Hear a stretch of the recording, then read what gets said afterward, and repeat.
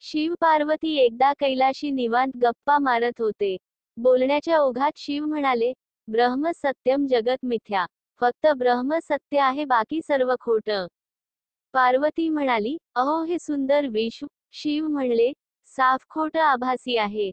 पार्वती म्हणाली, बर मग आपण खातो ते अन्न तरी? शिव म्हणले, तेही खोटं, असत्य, आभासीच, फक्त ब्रह्म तत्वच सत्य. मग गौरीला आला थोडा राग. ती रागाने गुप्त झाली. गुप्त होताच जगातले मांगल्य लोपले. नात्यांचा गोडवा उडाला. घराचे घरपण हरपले. सात्विक सौंदर्य विरले. आणि मुख्य म्हणजे जगातले सगळे अन्नधान्य सुद्धा अकस्मात संपले. शिवाना वाटले हरकत नाही. या वाचून जगाचे काही बिघडत नाही.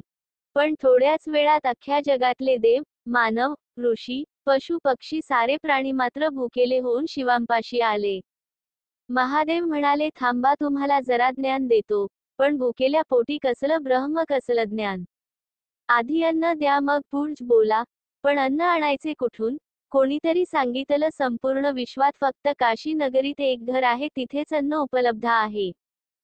सगळ्या प्राणीमात्रांच्या वतीने शिवयाचक म्हणून तिथे भिक्षा मागायला गेले.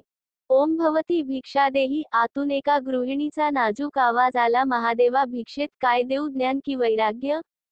महादेवानी पाहिलं, आत सुवर्ण सिंहासनी साक्षात पार्वती बसली आहे. मांगल्य लेवून, पावित्र्य पांघरून, समृद्धीचे अलंकार घालून आणि तिच्या हातात आहे अन्नाचे अक्षय पात्र.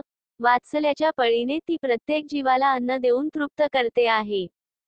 प्रपंचाशिवाय परमार्थ, प्रवृत्ती वाचून निवृत्ती, शक्तीविना शिव अपूर्णच आहेत, हा साक्षात्कार शिवांना झाला.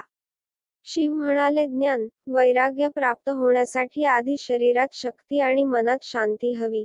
त्यासाठी सकस अन्न हवे. अन्न हे पूर्ण ब्रह्म. त्याचीच भिक्षा दे.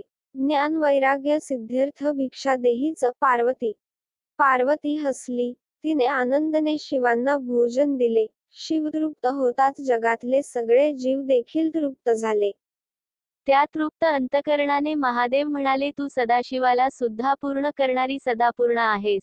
जगाची आई बनून अन्न पुरवणारी तू अन्नपूर्णा आहेस.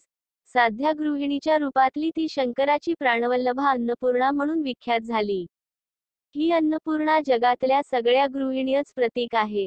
सोनेरी महालात राहणाऱ्या रुक्मिणीवर देखील द्वारकेतील सगळ्यांना अन्न देण्याची जबाबदारी होती आणि झोपडीत राहणारी सुदामाची बायको सुद्धा मिळेल ते रांधून घराला जेवू घालत होती.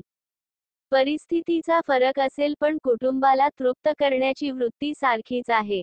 कदाचित ही आठवण राहावी म्हणून नववधूला लग्नात माहेरून अन्नपूर्णा देतात. तिची रोज पूजा करत गृहिणीने सकस अन्न शिजवावं, नाती जपावीत, घराला घरपण द्यावं. हे सगळं करत असताना गृहिणी कुठे काय करते, असा प्रश्न कोणी विचारला तर गृहिणीच्या रूपात अवतीर्ण होऊन जगाचे पोषण करणाऱ्या अन्नपूर्णेची कथा आठवावी. या गृहिणीपणाचा उत्सव ही चैत्रगौर, रोजची देवघरातली अन्नपूर्णा मखरात हिंदोळ्यात बसवली जाते. किंवा काही ठिकाणी पंचगौरचे छोटे झोपाळे पूजले जातात. त्यात मध्यभागी ही गौरी आणि सभोवताली तिचा परिवार, शिव, गणेश, नंदी वगैरे. गृहिणी हीच घराचा केंद्रबिंदू आहे हे यातून बिंबवलं जातं.